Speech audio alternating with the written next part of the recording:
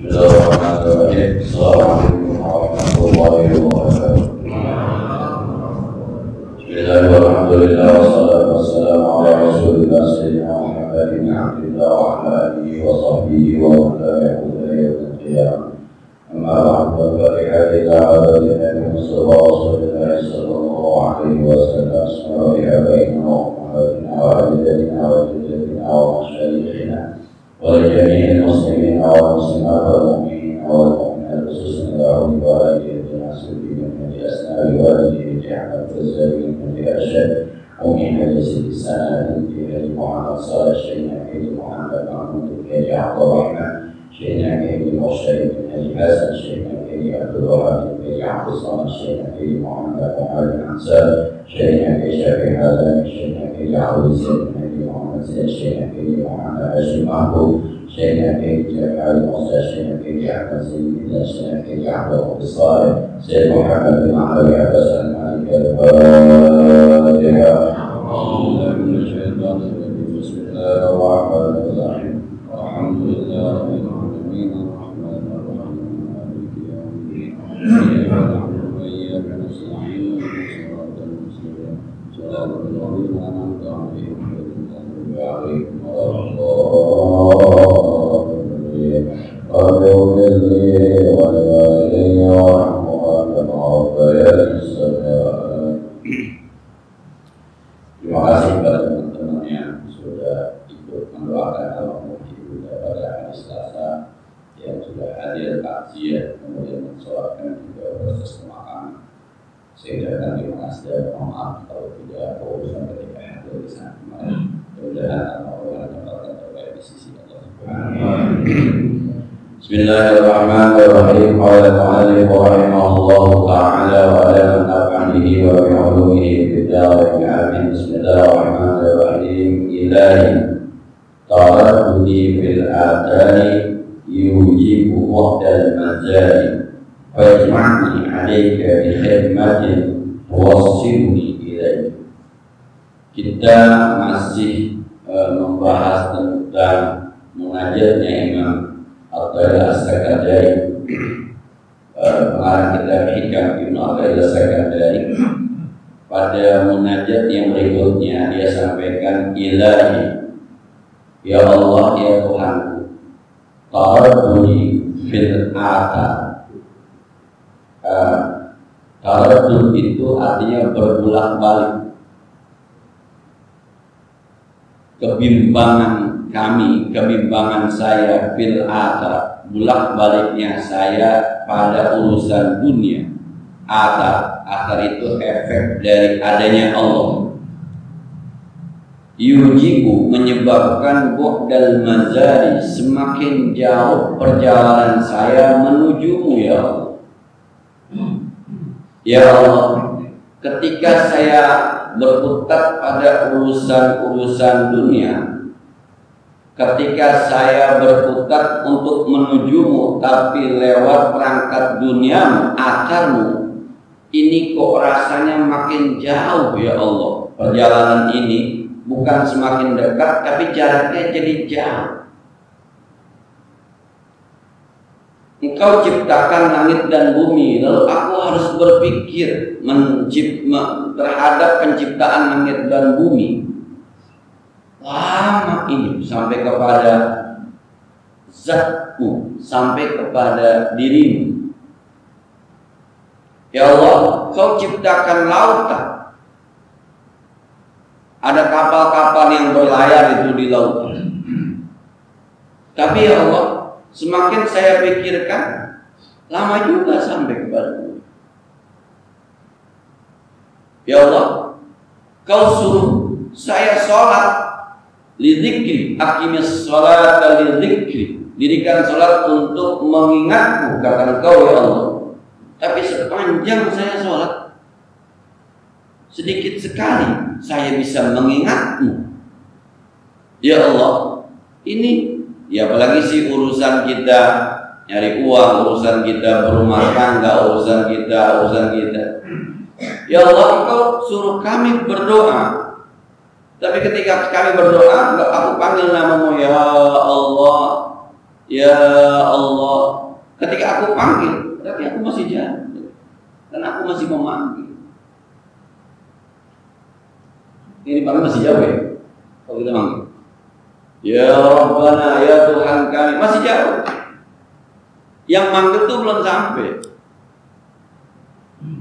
Nah, kalau kita masuk ke rumah, kemudian udah deket sama anak kita, itu nggak pakai manggil, cukup nyolek juga beda sih. Kalau kita udah di kamar sama istri kita, nggak usah manggil, kita ngomong aja, udah makan belum? Paham dia, nggak usah manggil istriku, orang ada di sampingnya sih. Kalau sudah nyatu kepada Allah itu mestinya memang nggak pakai memanggil. Ya Allah, semakin saya berputar dengan akar itu adanya Allah, kemudian adanya Quran, adanya Allah, kemudian adanya sholat, adanya Allah, kemudian adanya zakat, perintah-perintah, itu namanya akar, ada efek. Semakin saya berputar dengan efek zatmu ya Allah, ini kayaknya jauh ini jalannya, jauh nggak sampai. Nah, ada teman-teman yang rajin tahajud, ada teman-teman yang rajin tahajud, tapi jarang sekali yang nikmat dengan tahajud. Nikmat itu seperti teman-teman kita nih, ketemu nasi sama lauk, itu ketika kita makan tuh, sehari 3 kali pun nggak bosan, bahkan sehari 4 kali pun nggak bosan. Kadang-kadang diundang sama orang dapat nasi lagi, berkah nasi lagi, nggak ada yang bosannya. Nah, teman-teman ada yang rajin baca Quran, tapi jarang yang nikmat baca Quran. Ketika baca itu hatinya rasanya nyaman, tenang, dekat dengan Allah. Ya Allah, ini nanti tolong dipahami secara menyeluruh ya, jangan sepotong-potong, jangan nanti udah kalau gitu jangan sembahyang, bisa baca Quran, bisa berdoa, salah lagi nih. Bukan, ini maksudnya Ibnu At-Sakandari sudah melakukan itu semua. Tahajud ya sudah, sedekah ya sudah. Nah, zakat, haji, umroh ya sudah. Ngaji kayak begini nih ya sudah, zikiran subhanallah, alhamdulillah ya sudah. Tapi ini bukan salah, bukan. Jalan menuju Allah ini bukannya jalur tercepat, bukan. Ini bukan jalur tikus kayaknya ini. Ini muter-muter kita ini. Mau sampai kepada Allah dengan memuji Allah, tapi muter ini, gak sampai-sampai tapinya. Subhanallah, subhanallah, subhanallah, subhanallah, subhanallah, 33 kali. Alhamdulillah, alhamdulillah. Apa yang bapak-bapak rasakan, ibu-ibu rasakan ketika baca itu? Ada Allah rasanya. Lama kita udah baca itu, dan sehari bisa 5 kali tiap habis sholat, tapi kagak nyampe-nyampe, nggak ada rasa, begitu aja itu.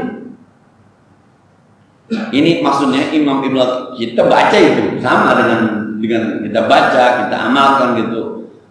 Tapi rasa ini nih, rasa menyatu dengan Allah, bertemu dengan Allah, nyaman bersama Allah, ini nggak ada.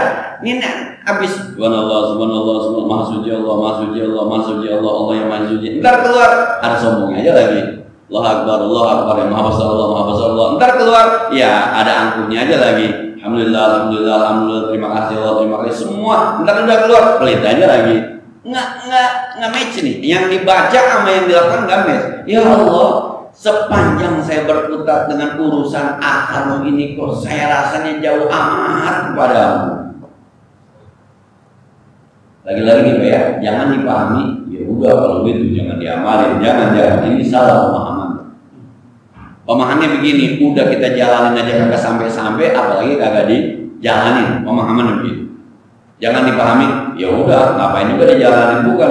Emang itu prosesnya begitu prosesnya. Maka kata dia apa? Wajma'ni alaika ya Allah, himpunkan saya, satukan saya, gabungan saya alaika atasmu bi khidmatin, dengan sebuah khidmat, dengan sebuah khidmat itu membantu, dengan sebuah bantuan ya Allah, tuwasiluni ilaika, yang bisa menyampaikan aku kepadamu. Jadi ternyata yang bisa menyampaikan kita kepada Allah bukan rutinitas ibadah kita, tapi kemauan Allah kepada kita. Maulah Allahnya itu bi khidmatin. Ya Allah, bantu saya. Sekarang saya baca Quran, ya Allah. Ar-Rahman 'allamal Quran, khalaqal insan, 'allamahul bayan. Ini saya udah jalani asarnya. Saya mohon kepadamu ya Allah, ketika saya baca itu ada bantuanmu kepada saya supaya saya sampai kepadamu. Nah, semata-mata subhanallah walhamdulillah wala ilaha illallah Allahu akbar. Semata-mata itu tuh kita berpikir itu nggak akan sampai gitu. Seakan-akan Ibnu Athaillah sadar bahwa ini amalan, kita amalin seamal-amalnya nggak nyampe kalau tidak ada bantuan dari Allah. Jadi makrifat itu dari Allah, hakikat itu dari Allah. Nah, kita sekolah, kita ngaji dah sama guru kita, baca Iqra 1, 2, 3, 4, 5, 6. Iqra. Ini Iqranya ada, gurunya ada, tapi gurunya bisa beda-beda hasilnya. Ini lancar duluan, yang ini lama banget dapatnya, yang ini mendingan dikit, yang ini nih, aduh ampun dah, kagak naik-naik Iqra 1 aja 2 bulan, yang ini Iqra 1 cuma 2 minggu, yang ini Iqra beda-beda, padahal Iqranya sama, gurunya sama. Lah yang bikin dia cekak siapa? Bukan bapaknya, bapaknya nggak ngajarin di rumah, bukan emaknya juga nggak bisa baca Iqra, bukan. Ada campur tangan. Ini ada campur tangan Allah. Jadi yang terpenting mas sekarang berbuat saja apa yang diperintahkan kepada Allah sambil minta ada bantuan Allah untuk kita sampai kepadanya. Ini kan kita mau ngaji gini bicaranya mau makrifat nggak kira-kira ya? Mau makrifat nggak? Kalau Anda mau makrifat itu maka minta bantuan kepada Allah supaya sampai kepada Allah. Bahwa amalan yang kita sudah amalkan sholat subuh jamaah keren gitu deh ya. Secara syariat itu keren. Tapi mau nikmat sholat subuh jamaah, mau ada pengaruhnya di batin kita, mau ada pengaruhnya di hati kita, ngefek dengan pergaulan kita dengan Allah, nikmat kita merasa kepada Allah Subhanahu wa taala, maka katanya fajmi'ni 'alaika bi khidmatin tuwassiluni ilaika. Ya Allah, gabungkan saya kepadamu dengan bantuanmu yang saya bisa sampai kepadamu. Nah, jadi kalau kita berdoa, ya Allah, berikan nikmat-Mu berupa hujan. Nah, coba ayatnya Qur'ani, astajib lakum. Berdoalah kamu kepadaku, aku ijabah. Berdoa pagi, siang kagak hujan, sore kagak hujan, malam kagak hujan. Dia akan bilang begini, bagaimana ini? Itu maksudnya ketika hanya pada akarnya saja kita ngikutin perintah Allah, lama-lama kita bilang, doa gua kagak mustajab. Atau lama-lama kita bilang, kayaknya ini ayat salah. Nah, udah bilang tadi kalau gitu tuh. Juga ada ud'uni astajib lakum. Tapi kalau ada bantuan dari Allah Subhanahu wa taala, ya Allah, agar supaya malam tahun baru orang-orang tidak berbuat maksiat, hujanin dari maghrib ya Allah sampai besok subuh, walaupun kecil aja jadi gede-gede, takut banjir. Nah, mulai asar mendung, habis main maghrib gerimis, gedean dikit isya, terus gerecek aja sampai subuh.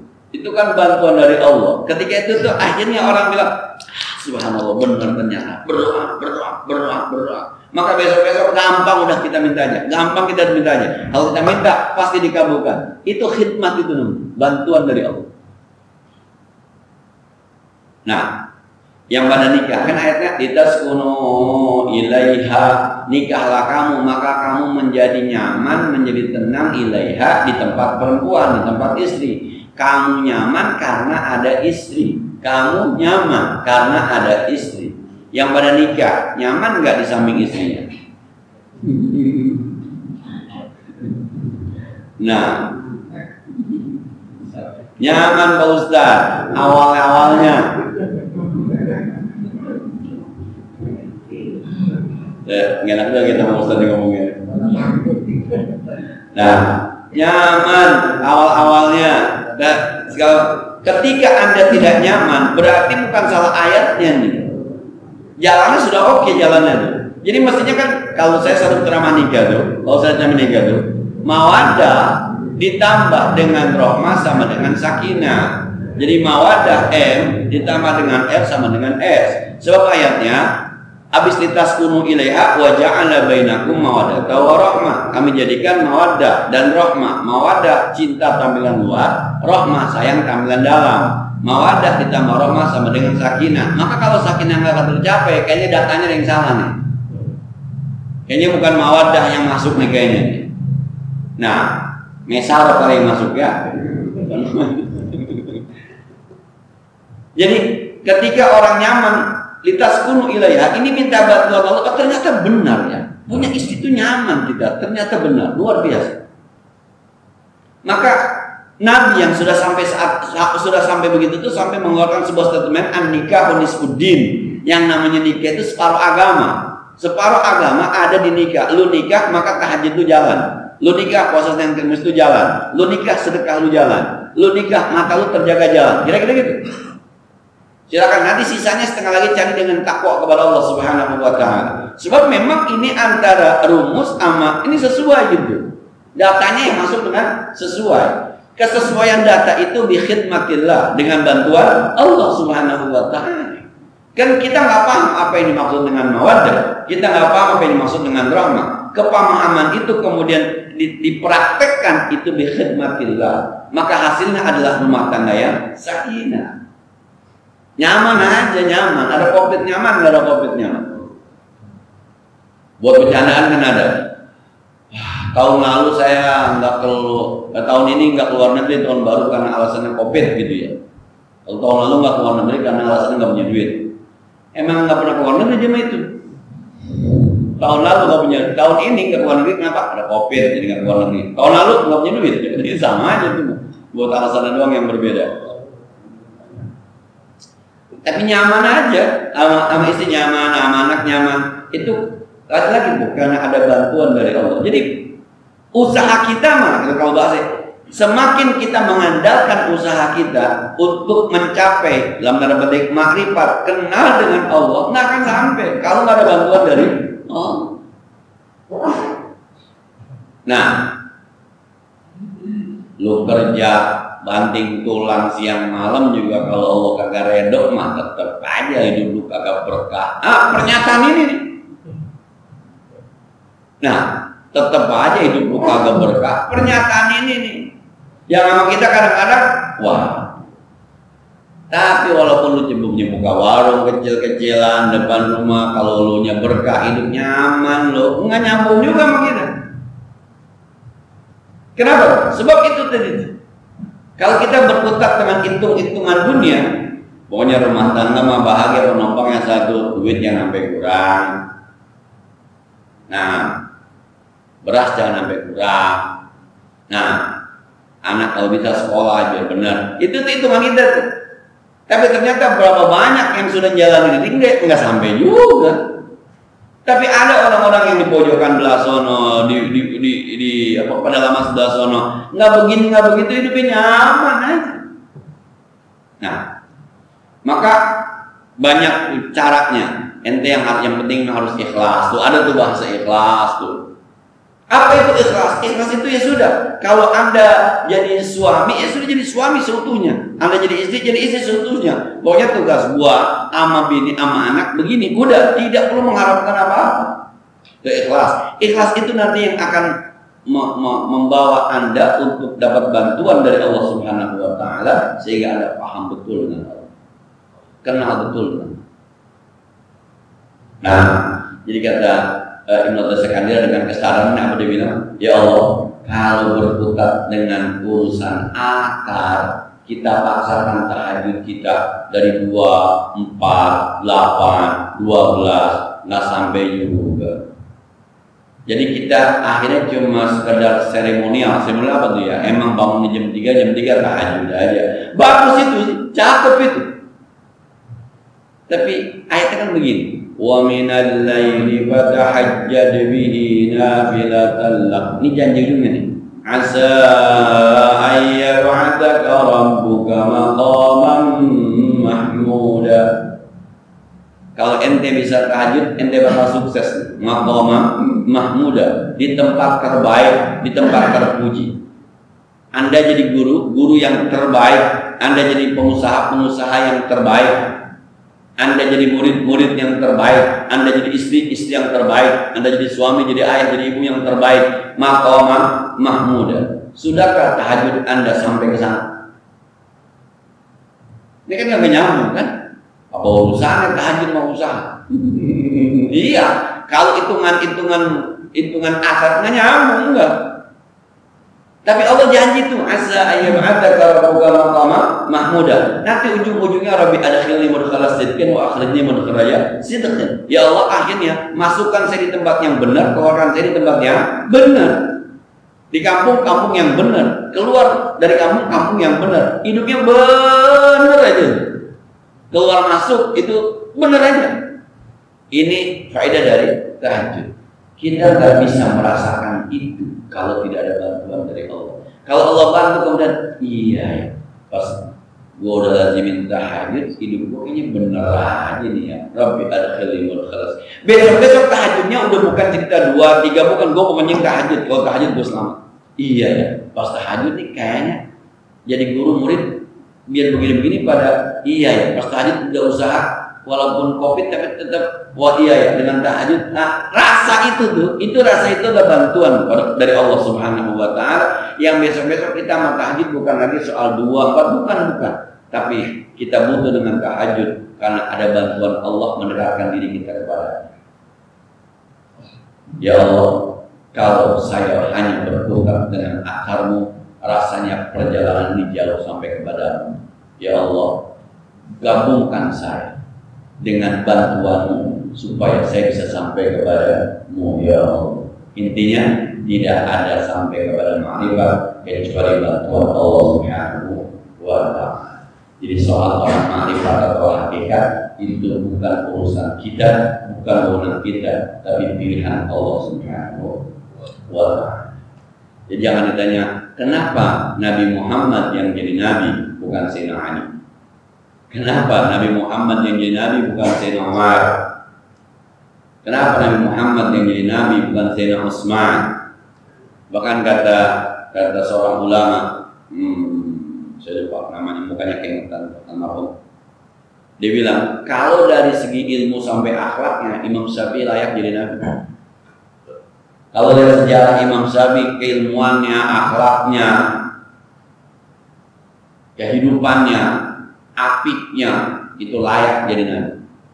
Masalahnya yang berhak untuk ngasih status nabi ngangkat rasul itu adalah Allah. Maka Nabi Muhammad disebut dengan Al-Mukhtar, orang yang terpilih, Al-Mustafa, orang yang terpilih. Ya Rabbi bil Mustafa.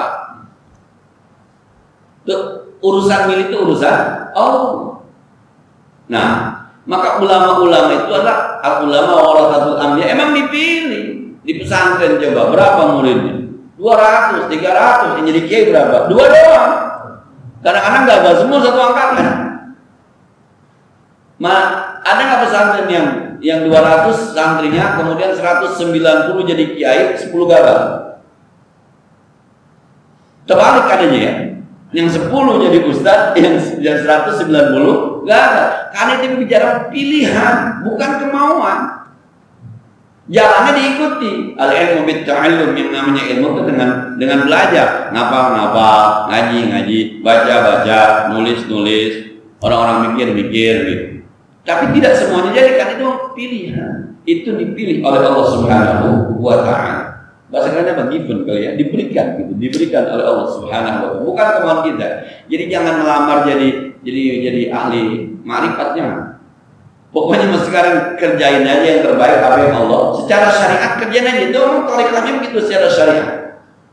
Yang puasa Senin Kamis cakep, puasa Nabi Daud cakep, hari puasa Sarikara, yang tahajud cakep, yang duha cakep, yang sedekah cakep, yang bantu masyarakat cakep, ibadah sosial silakan semuanya cakep.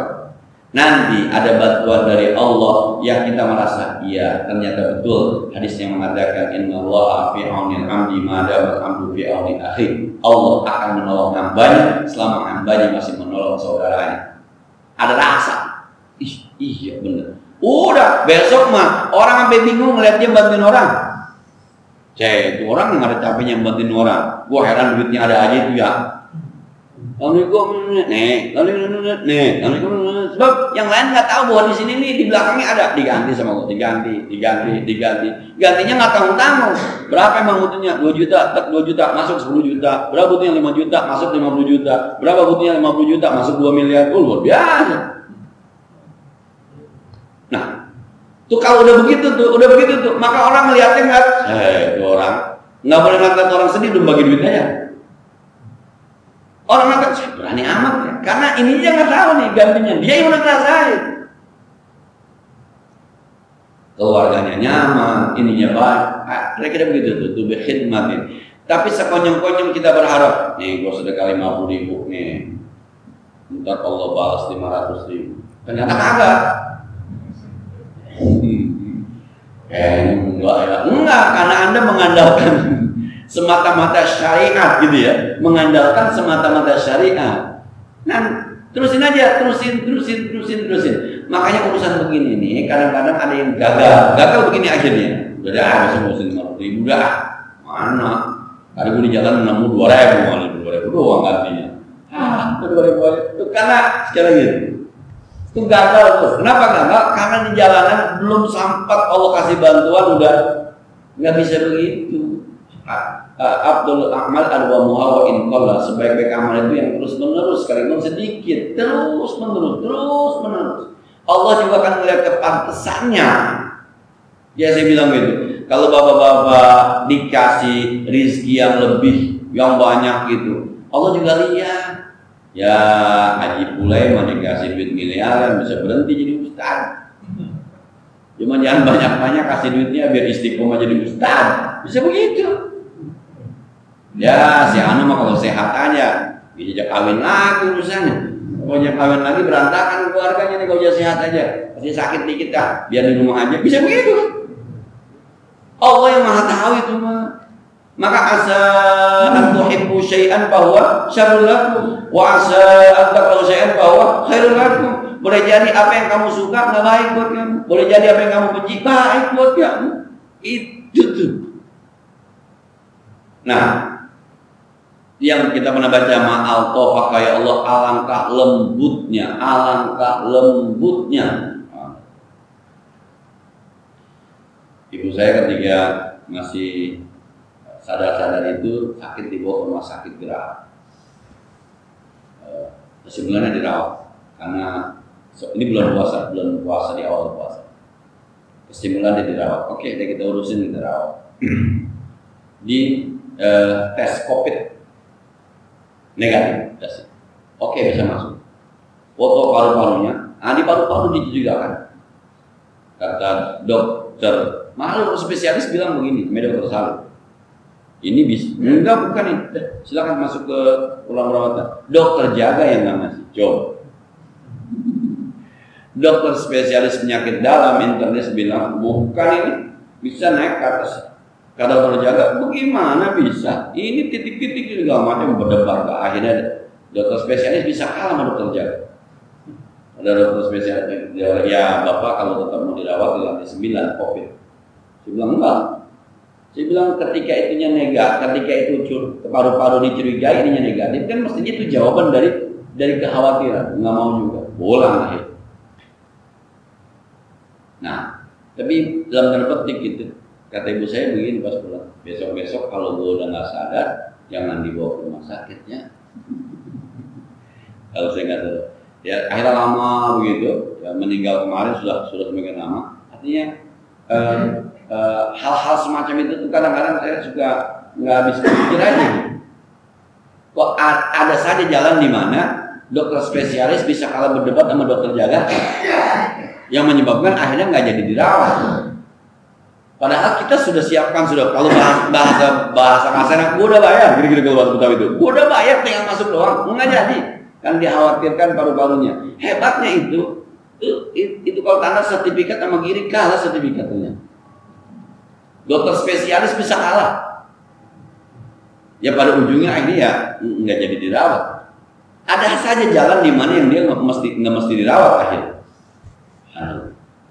Jadi hal-hal semacam itu juga ini memang sudah skenario Allah yang satu saat kita harus berkata memang wa ma tasyauna illa ayyasha Allah. Tidaklah kalian bergerak kecuali gerakan Allah Subhanahu wa taala. Nah, gerakan Allah Subhanahu wa taala disebut dengan khidmah tadi itu, bantuan Allah supaya kita memahami, oh gini cara kerja Allah ya.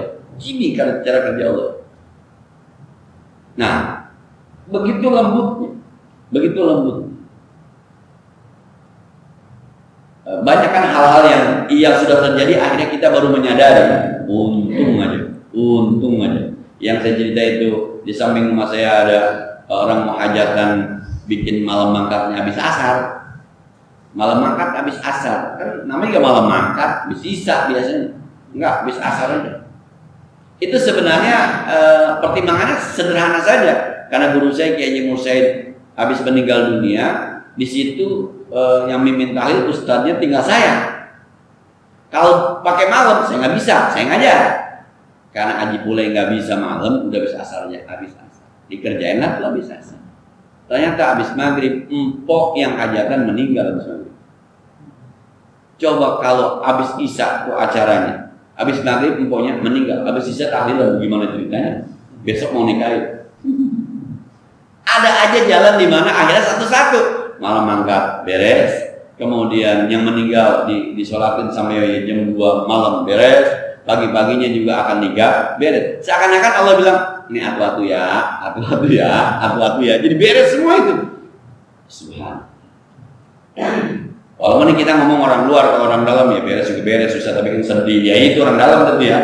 Tapi kalau kita berpikir, coba itu malam mangkatnya malam acaranya, kan berantakan semua itu. Tapi Allah atur begitu. Itu namanya khidmah. Mungkin ada yang berdoa di salah satunya bahasanya, ya Allah mudahkan urusan saya ketika menikahkan anak saya. Boleh jadi doanya. Kata Allah, begini dah, ini harus ada yang meninggal, takdir kalau macam gua atur dah. Kira-kira begitu. Itu yang namanya khidmah. Jadi kesimpulannya adalah kita diajarkan oleh Imam Al-Rasakan tadi, tidak ada jalan menuju Allah kecuali atas bantuan Allah. Soal syariatnya, soal tarikhnya yang Allah sudah berikan kepada kita, baca Qur'ankah kita, tahajudkah kita, taklimkah kita, sedekahkah kita, berbuat baiklah kepada orang lain, senyum kita kepada orang lain, memberikan yang terbaik kepada orang lain, itu adalah tarikhah, itu syariat. Dan nanti Allah akan bantu kita sehingga kita menyadarkan diri kita, iya, ternyata Allah Maha Segala. Saat itu tuh ketika sudah iya Allah Maha Segalanya, itu yang hidup la khaufun 'alaihim wa la hum yahzanun, tidak ada rasa takut dan tidak ada rasa duka cita. Innallaha ma'ana, karena Allah selalu bersama kita. Saya kira ini deh, insyaallah minggu depan kita lanjutkan sebagaimana biasa barangkali ya kalau kita diskusikan lebih lanjut lagi sekarang.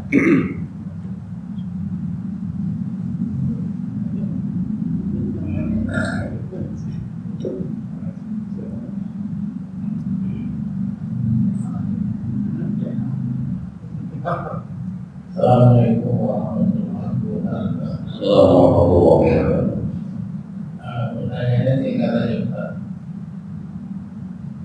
Murahian itu ada SOP-nya.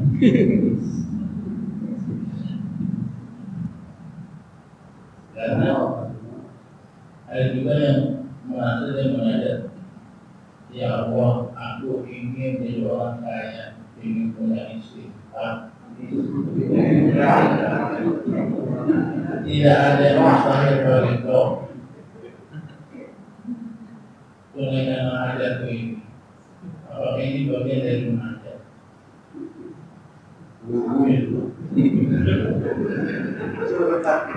Coba kayaknya dulu.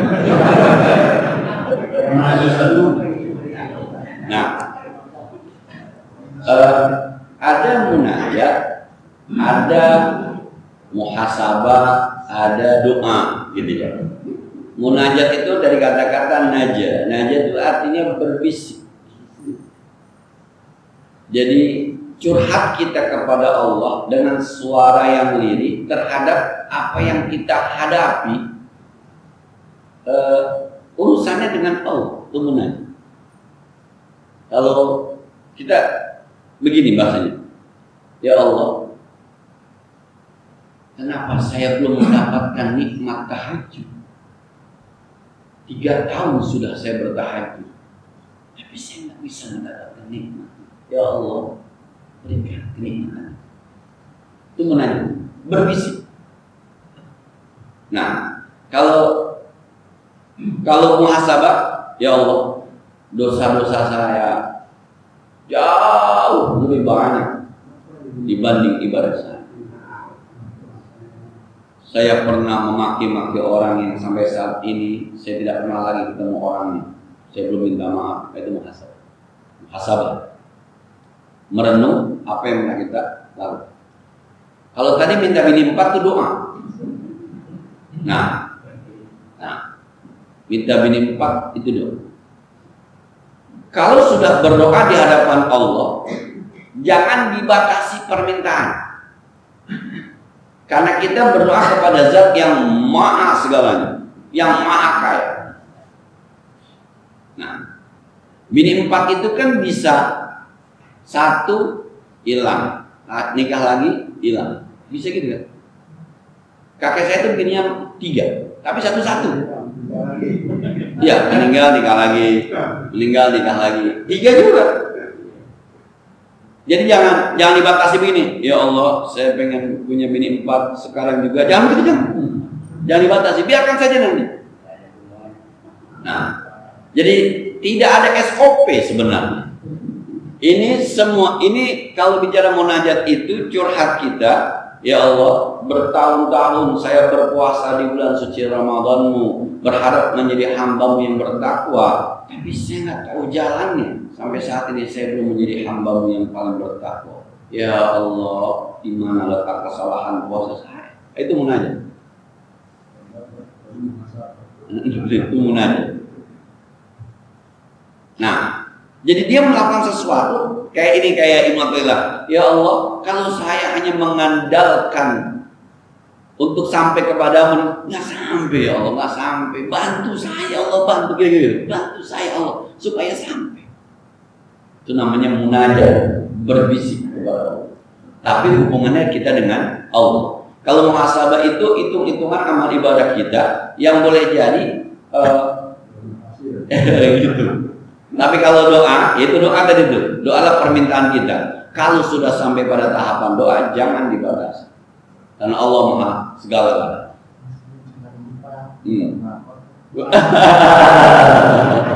Jangan dibatasi, bukan jangan 4 mintanya. Bahasanya, ya Allah, Engkau Maha tahu dengan kemampuan saya. Berikan saya yang terbaik, istri untuk saya. Boleh jadi 4 yang terbaik. Boleh jadi 3, boleh jadi 2, boleh jadi 1. Jangan dibatasi bahwa harus 4, jangan. Sebab yang kita cari bukan soal jumlahnya, bukan soal kuantitas, tapi kualitasnya. Nah, 4 kok aja berantem mulu, repot gue. Ustaz, mohon maaf, ini ada yang bisik-bisik. Ada yang bisik-bisik. Maaf kalau menyambung. Nah. Jadi, ada juga orang yang punya kemampuan untuk berisi 2, 3, 4. Tapi dia takut.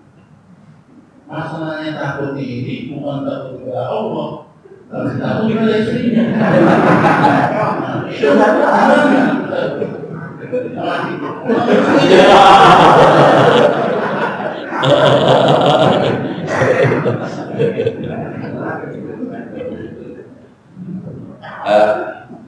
takut kepada istri adalah bagian dari takwa kepada Allah. Apa yang melandasi kita takut kepada istri? Apa kira-kira yang melandasi kita takut kepada istri? Ayatnya begini, wa ashiruhunna bil ma'ruf. Hai para suami, pergauli istri Anda dengan ma'ruf. Ma'ruf itu dari kata arafa. Jadi luar dalam kita kenal istri kita. Ma'ruf itu maka orang menikah ada istilah ta'aruf ya. Ta'aruf. Itu ma'ruf itu artinya luar dalam kita kenal istri kita. Ketika kita kenal istri kita luar dalam, kita tahu persis. Nih kalau gua kawin lagi benjut nih, kok kawin benjut. Kita kenal. Ketika kita kenal maka kita hormati. Penghormatannya itu lewat sebuah sikap yang kita sebut dengan takut. Itu sebenarnya wa'ashiruhunna bil ma'ruf. Karena kita kenal istri kita. Kalau cerita dulu almarhum Arifin Ilham itu kan dia punya istri yang pertama adalah anak pemimpin Thariqah. Jadi ini anak pemimpin Thariqah.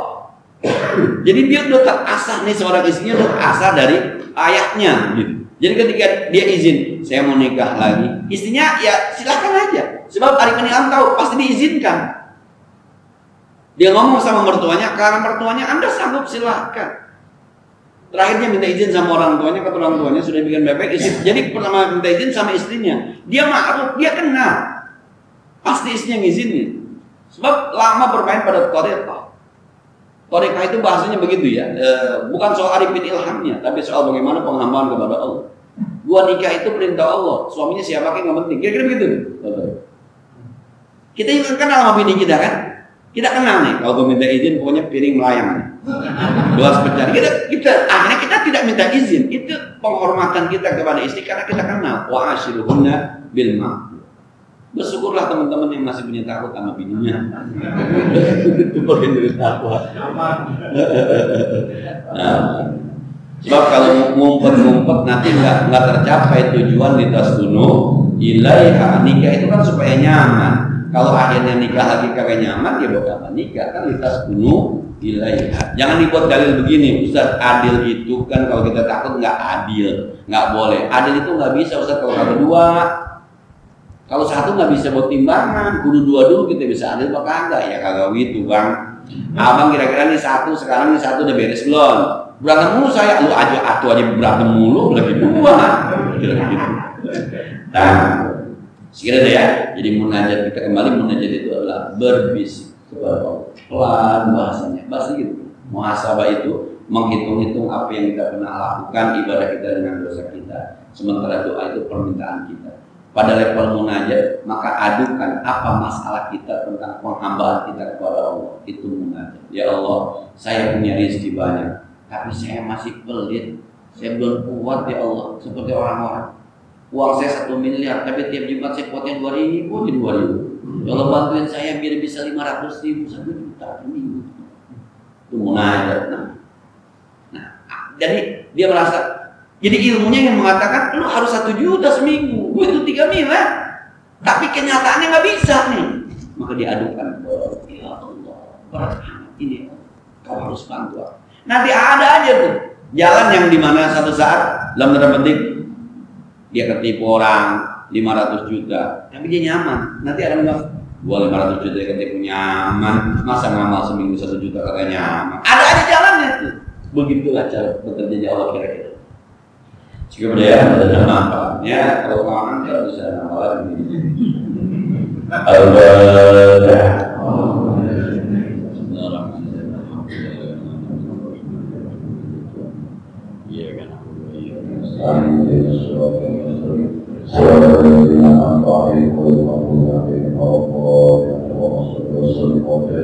وبارك على سيدنا محمد وعلى ال سيدنا محمد وانفعنا بما علمتنا وبما علمتنا وبارك زدنا علما نافعا وزدنا ذكرا شكرا وما اولدنا والوالدين ولمن شهد وللجيران ولمن حكم علينا ربنا آتنا في الدنيا حسنة وفي الآخرة حسنة وقنا عذاب النار صلى الله عليه وسلم محمد وعلى آله وصحبه وسلم الحمد لله رب العالمين. السلام عليكم ورحمة الله وبركاته.